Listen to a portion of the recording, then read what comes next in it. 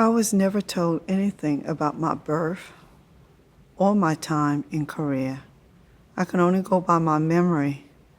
I remember being in a compound, the classic Korean compound where you have a court, gates, and the Korean houses.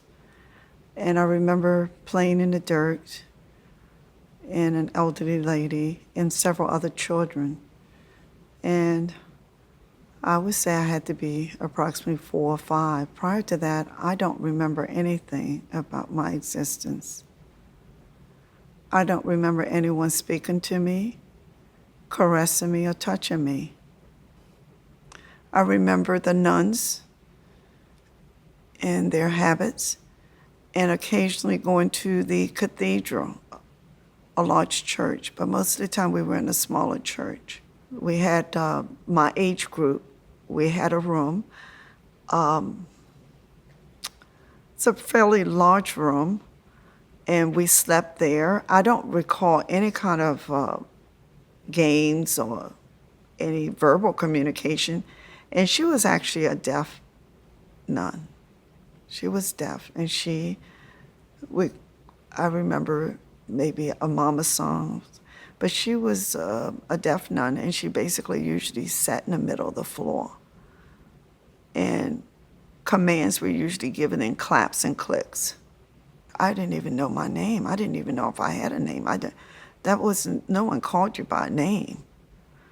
And I must have been clearly 5 to 6 years old by that time. In the spring, it appeared as though they had Korean dancers coming, Korean fan dancing. And that was my first time entering what I would call the second floor landing to the auditorium. And we probably sat on the floor. The soldiers came. And that particular day, perhaps it was a Sunday, a soldier asked me to come sit on his lap and gave me a package of Wrigley chewing gum. After that particular, he was African-American Sergeant Cook, would come and visit me on a regular basis. I remember one of the caretakers mentioning to me that I was very fortunate. It was a very pleasant time of my life. And by June, we were off to United States by air, went through Hawaii, went through the West Coast, traveled across to the East Coast, and then by train from, I presume, New York City down to Union Station. And that's when I met the family. And they had 4 children, 4 boys at that time. And I would have been the middle child. In my situation, I was actually 10 years old. So I actually lived with my mother. She raised me. I had 2 other, brothers and sister. So for me, I never felt I was ever let go or, I was in any kind of abandonment or orphanage or anything like that. None of those things ever existed. It was just I lived in my hometown, my village. Everybody in the village was the same last name as mine. So we were the same clan. So it really, I never felt as an outsider other than that, until I left the village itself. Once, I started school around, 6, 7 years of age, then other children from other villages, they started to taunt me with, racial slurs, sort of the American bastard and all that kind of stuff, because I was the only child probably in the entire region that was of a mixed race. My mother asked me the simple question, would you like to go to America? And I answered it immediately with yes. I mean, to me, it wasn't rocket science. I was 10 years old. I knew quite a bit about America. And I have to say, that was all from stories that I heard elders talking about America. And what they knew is they probably fought next to an American GI or something. And and got some stories, and you know, basically the image was America was land of opportunity, the land of gold. It's just everything was available in America. You can do anything you want, you know. So with that question, I said, yeah, you know, I would like to. And my mother, you know, explained to me, it says, well, you have to go by yourself. Again, I didn't have any hesitation of like, what? I said, okay, you know, when do I go? I was adopted into an American family. My parents were immigrants from Scotland, Peter and Betty, and they had 3 children, a girl, a boy, a girl, and then their family expanded by 2 with the adoption of myself and the 3-month-old, now 9-month-old girl who came with me. Her name became Ruth. My parents went on to adopt several more children. In the 60s, they adopted a total, after the initial adoption, the boy that died, they adopted another 5 children. So they had 3 of their own plus 5, that makes 8, 4 and 4, 4 boys, 4 girls. We grew up in a 3-bedroom ranch in New Jersey.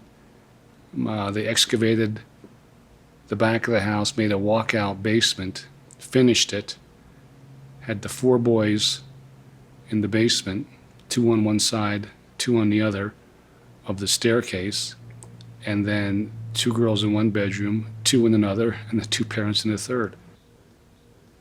My mother never worked outside the home. She was a full-time homemaker with that many children. My father was a carpenter, and they struggled to get by on one working man's salary and a household full of 8 kids. I think it was more that they sort of bit off more than they could chew, but they didn't really discover that till the kids got bigger and hungrier. As a Korean adoptee who came to America in 1961, really at the front edge of the international adoption movement, things worked out very well for me. I got to this country. I was rescued. It was a true rescue from an awful situation in a third world country. I was brought into a loving family. I was properly raised, cared for, medical care, dental care, nutrition, taught good values. I had a pretty good public school education compared to today.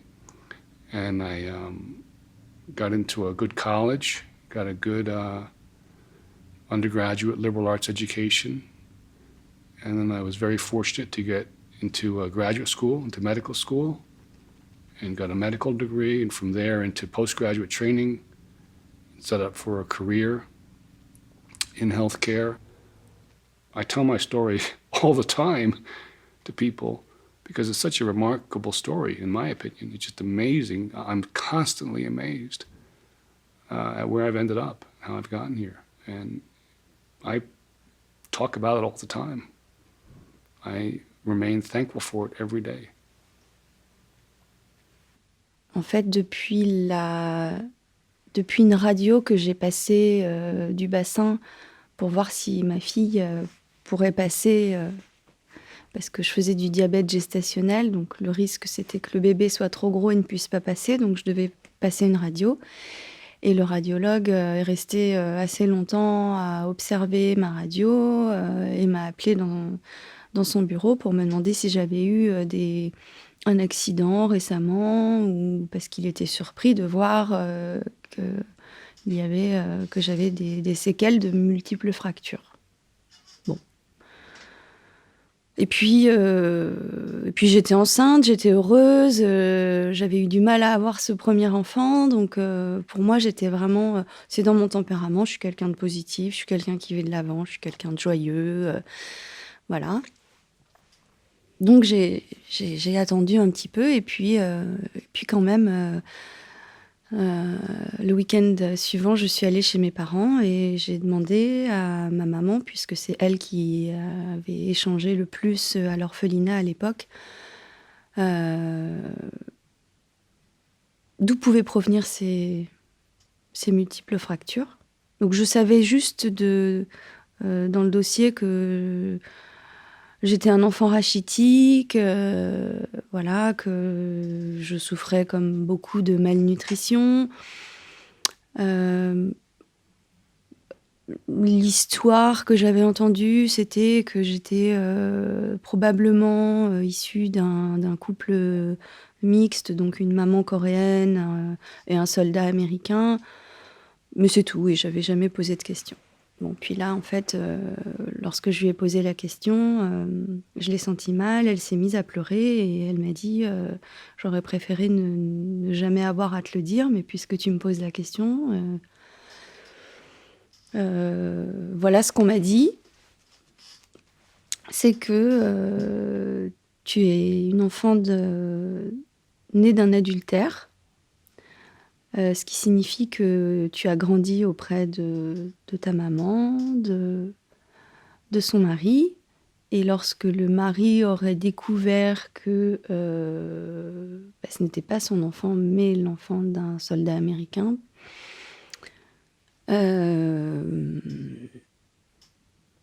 au lieu d'aller déposer gentiment le bébé à l'orphelinat, comme je pense les autres ont été déposés, l'histoire veut que moi, il m'a jeté de la voiture devant l'orphelinat. Ça paraît tellement violent et inconcevable pour moi qui était toute jeune maman, que j'ai voulu le mettre de côté dans un petit tiroir. Et puis les années passant, je gardais toujours... j'avais des flashs de cet acte sans nom. Donc...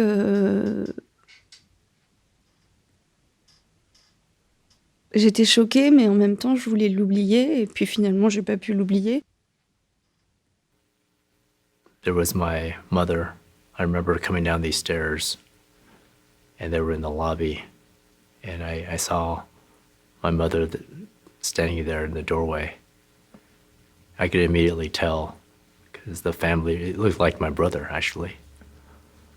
And there were a bunch of other kind of kids with her, and another adult, which I find was my uncle, one of my uncles. And all those other kids, I think I have 5 half-sisters.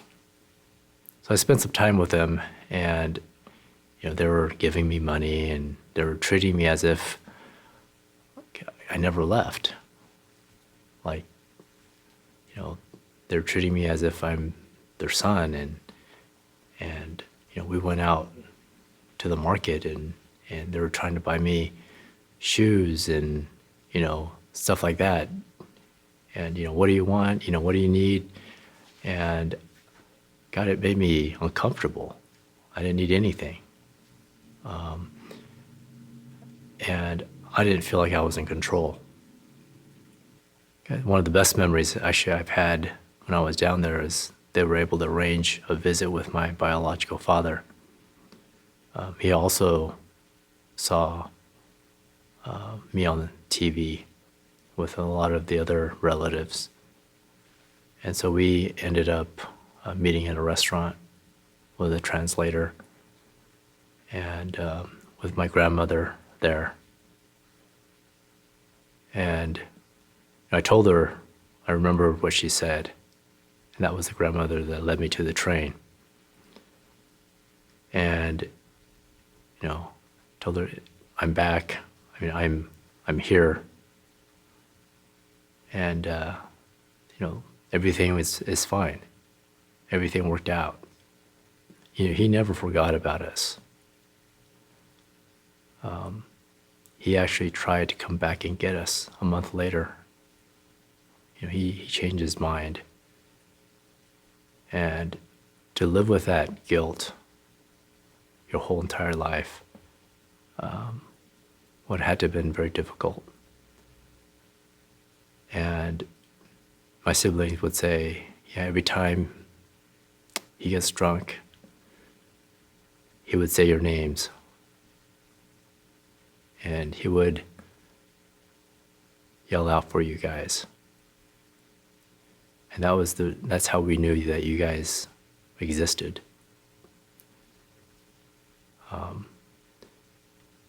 I have a couple kids, and I could just imagine how difficult that would have been. But, at the end of the day, I appreciate what he did. We grew up in a very small town, two small towns. One is called Clearwater, Minnesota. And we went to school in Annandale. We were the only two Asian people in the town. That was hard. I got teased a lot, she got teased a lot, but she chose to cry about it, and I was always fighting for us. We moved from Clearwater, Minnesota to Melrose. Same thing. We were the only two Asians in the town again, and I remember there was this group of boys that used to constantly fight me, two of them, but mainly the one. For instance, they would like to grab my hair, and then one of them tried to trip me. Flat face, did you run into a brick wall today? They never really right out said you're ugly, but they said you're funny looking, why do you look like that? Of course, the classic Chinese eyes, whatever they called it. It was very painful growing up in those towns. And I just became hateful and bitter. My school teacher, 6th grade school teacher, I was running to the bus one day and I ran like smack into her shoulder. And she looked at me, she turned to me and she said, maybe if your eyes were a little wider, maybe you'd be able to see a little better and you wouldn't run into people. I literally felt like everything was kind of in slow motion at that point, and I just couldn't. I remember sitting on the bus on the way home and just thinking to myself, did she say what I think she said? Did she mean it like that? No, she could not have meant it like that. And then, yeah, it hit me like a ton of bricks. Yeah, she meant it like that. So then came the therapists, and I think I started cutting on myself. And I wanted to run away. And I don't really know I can't remember anymore if that's how I ended up in the hospital the first time. But from then on, it was just, she's got attachment disorder. And then they swept that under the rug, and then they said I was bipolar. And then they put me on an antidepressant called Pamelar, and then Prozac. And as we all know of Prozac, from all the lawyers that you see on the commercial ads about suing Prozac, I tried to commit suicide shortly after I started taking the Prozac. I tried to commit suicide 3 times from the time I don't remember if it was 12 or 13 exactly, but 12 to 14. They didn't take a lot of pictures of me. Actually, there isn't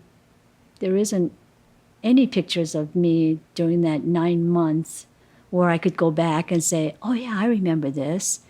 But there wasn't any, and that kind of saddens me a little bit, because I would think that if I had adopted a child, it would be everything and anything that I could do to immortalize or have the memories be all there for that child later on.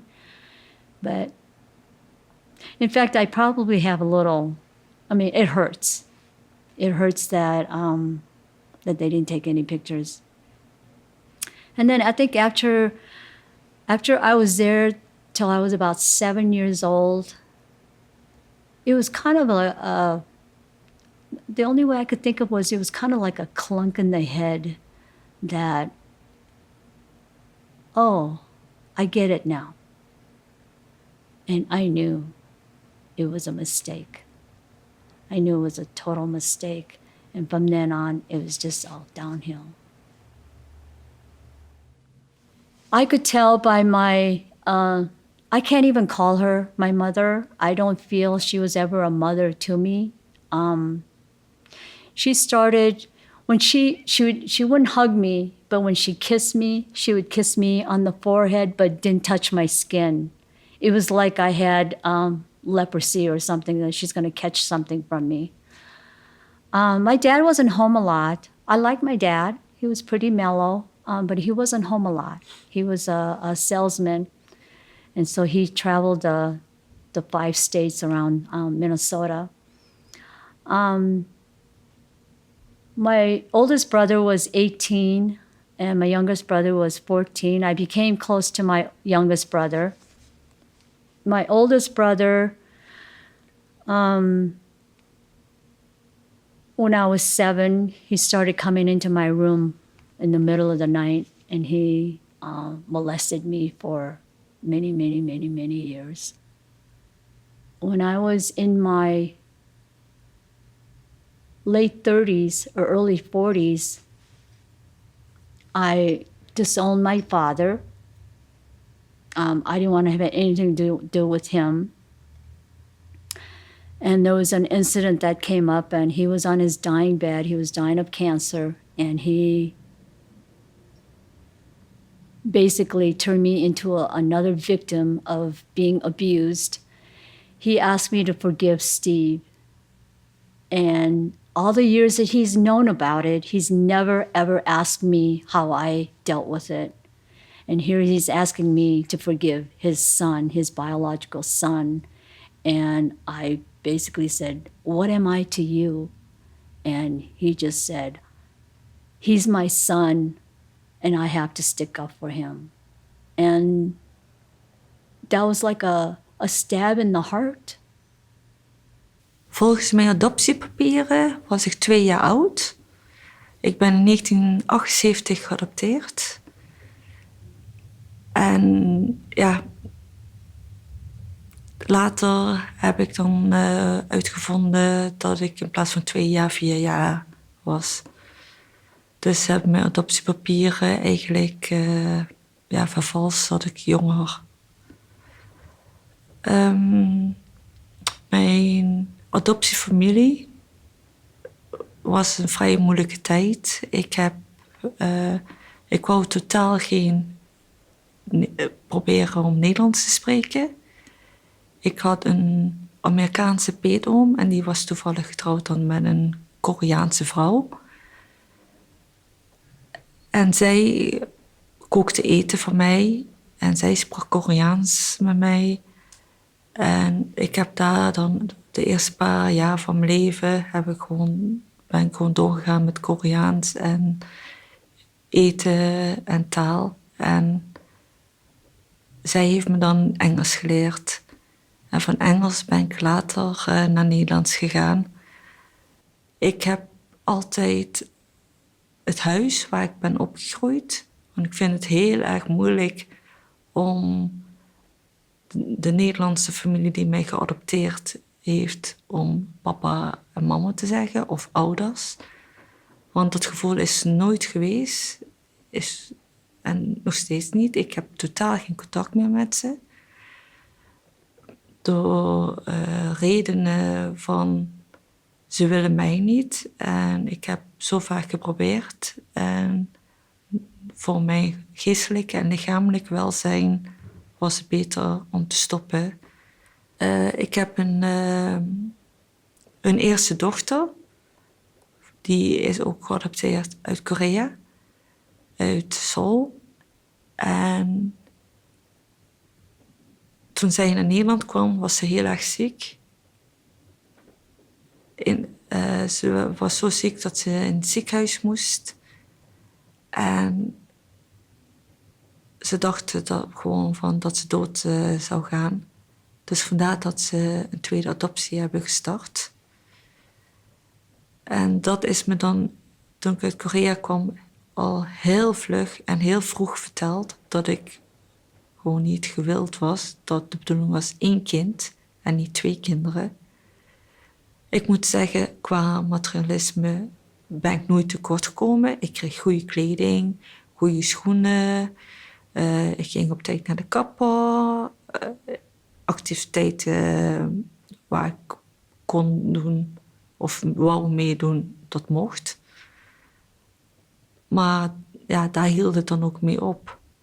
En mijn wens was ook altijd geweest van, liever niet. Ik wil niet door hun geadopteerd worden. Ik wil weg bij hun. Ik had geen emotionele binding. Ik zag het huis als een hotel. Ik sliep daar en de rest van mijn jeugd. Als iemand vraagt wie heeft jou opgevoed, dan zeg ik altijd de ouders van mijn vrienden, de Koreaanse kerk. Die hebben mij opgevoed, die hebben me waarden en normen bijgeleerd. En het huis van adoptiefouders, ja, dat was gewoon, daar lag een matras, daar lagen mijn kleren en dat was het. From what I found out is I was in an orphanage in Seoul. And so I did go read my papers, but I didn't really know much. And then I was told I was adopted at 4.5 years old. And then to the United States.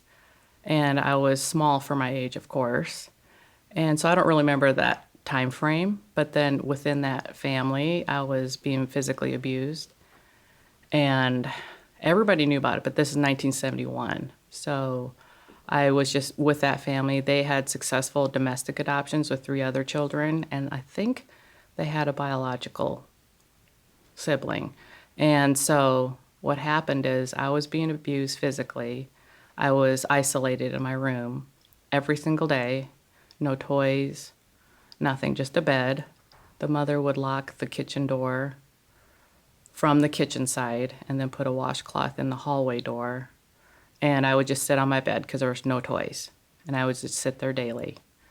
And until I saw that washcloth move, I knew that I was in that room for the duration. And that's pretty much what my daily routine was. I don't remember anything else, doing anything. If I had to go to the restroom, I had to tell her.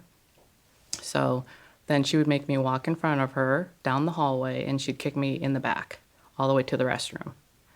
And that is all I remember every single day, because I don't remember interacting with my siblings. I don't remember interacting with the father. It was just me in my room.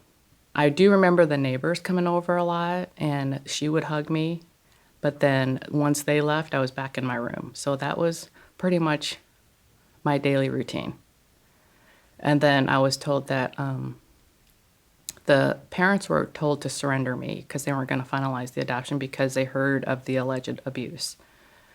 So I had no recollection. And one day I went to school because I guess I was in kindergarten, and I was brought to the principal's room, and my social worker was there, the principal was there, some other person was there. My social worker showed me a picture of this family and said, "Would you like to go live with this family?" And I knew that was my out. So I said yes immediately. And that day I was brought to that family. And I remember that day distinctly. And so, new smells, new family. They had a biological daughter, 2 years older than me. And then my mother told me that I didn't talk for like 3 months. I barely ate, very quiet. But I think I outgrew it, and I started trusting them. They gave me a lot of love, and I thought I had a great childhood. Having the reward system and the deserving of everything good in my life, I had a really hard time accepting that. I don't know what it's from, if it was from being abandoned, being in the orphanage and nothing was my own, being in the first adoptive family and being taken away from there. Then my second adoptive family, the divorce, my father passing away. I mean, I just felt like everything that I would attach to was taken away.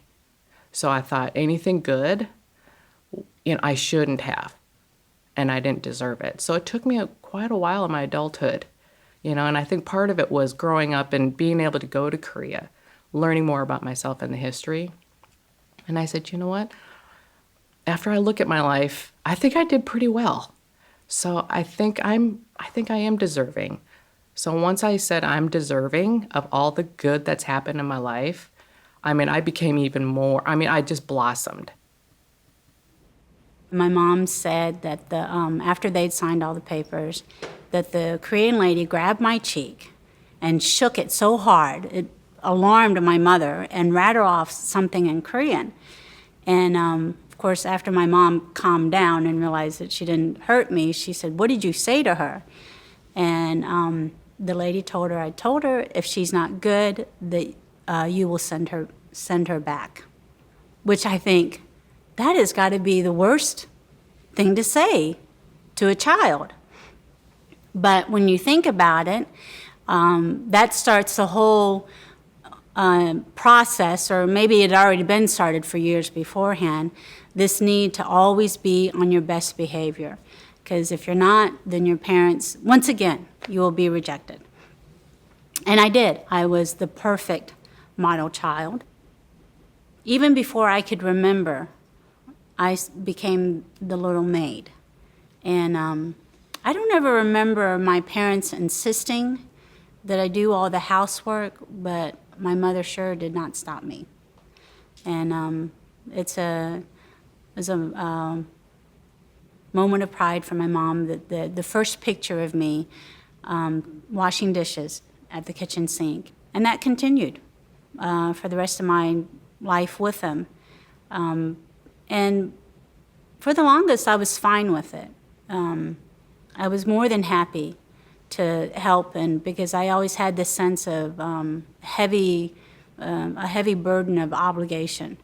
Oh, my parents did so much for me, and they saved me from this life of misery, and it was nothing that they ever said. So, there's no telling what I had been told in the orphanage. But I was more than willing to be their little maid. And as I got older, they used to tell the story numerous times to friends and family. Some friends and family were a bit alarmed. I can remember their look of alarm that I was doing so much housework. Some thought, as my parents said, that it was just awesome. And I can remember my mom joking and saying, "Oh yes, I told Henry that I wanted a little maid, and he got me a little girl from Korea." According to my mother, I loved and adored my father, followed him everywhere, wanted to be with him constantly, was always wanting to hug up to him, and just thought, the sun rose with him. But I cannot remember that. In fact, I can't ever remember having any kind of positive feelings towards my adoptive father. Because when I was 9, I don't know, I'm guessing it was partly the change with the American diet, I started developing really early. And so as a 9-year-old, I was what would be labeled as prepubescent, and had started developing a little bit. And that is when my dad started sexually abusing me. And that is when my memories started occurring. Not just specifically about that, but that is when I can start remembering truly my childhood. One of the things that's really thrown me for a loop is coming across Korean adoptees that are so against international adoptions. And while part of me can understand, because sadly I have come across numerous other women with a very similar story as myself, so a part of me can understand that they're dead set against it and think that it's wrong. And I say, please, don't stop the adoptions. Don't set in stone these poor children and their future. Don't cut off any prospect that they have of having a prosperous life, and even possibly of having a healthy, loving future family. Don't do that. You need to do what is right for the child. And if that means that you have to ship all your children, unwanted babies, over to America, then please, by all means. And I know that some of the Korean adoptees that have had the same experience as me is probably just furious at me for saying that. But for me, when I was able to get out of my parents' house, when I was able to cut ties, it did not mean the death of my future. It meant that I could determine my future, and that my past did not have to determine my future. Whereas in Korea, it's not just a child's past, but the past of all the generations before them, and that is wrong. So when I say let the international adoptions keep going, they need to. They need to, because it is best for the child, and America is truly the only place that I would want to be as an orphan. After I had my son, my son is, biracial. He's Asian and he's white. He's Korean and white.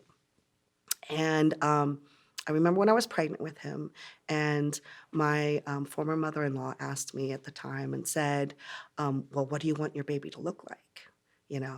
And she's very, very liberal and very open, and really wanted me to start talking about this. And she said it brought tears to her eyes after what I told her. And what I said was that I want my baby to look, I want my baby to have blue eyes and black hair. And I want my baby to look more like his father and not me.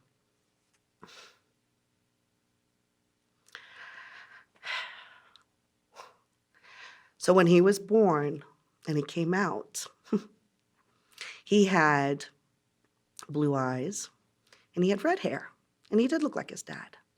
He didn't look much like me at all. And I remember holding him, because they brought him up to me, and I remember holding him. And of course I was, in tears and everything. And then they wheeled him away because I had a C-section. And so once I got to really spend some time with him and look at him, I remember being so heartbroken.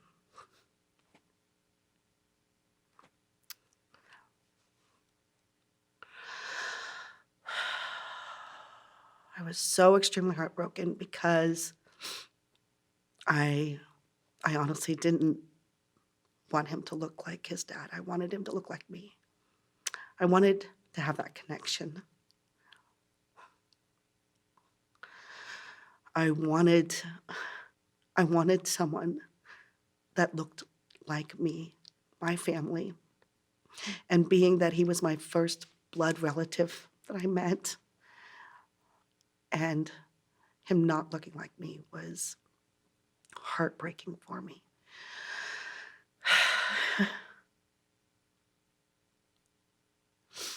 But as time went on and he started developing, he started looking more and more like me.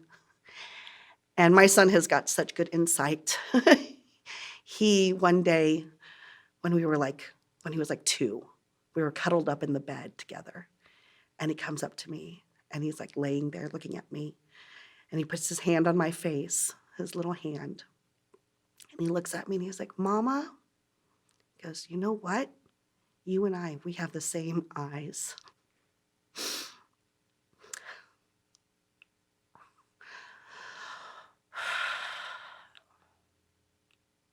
I wanted to hear that so badly growing up.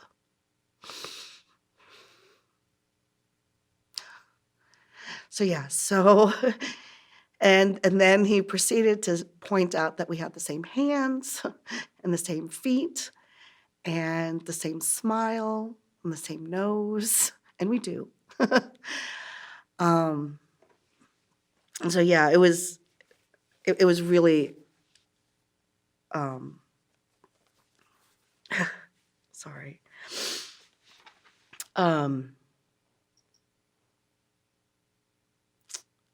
To hear him say that and him not really understanding what he did to me, what he did for me, was a gift. I mean, he You know, I mean, and he understands now. I mean, he's 12 now. He gets it. He understands.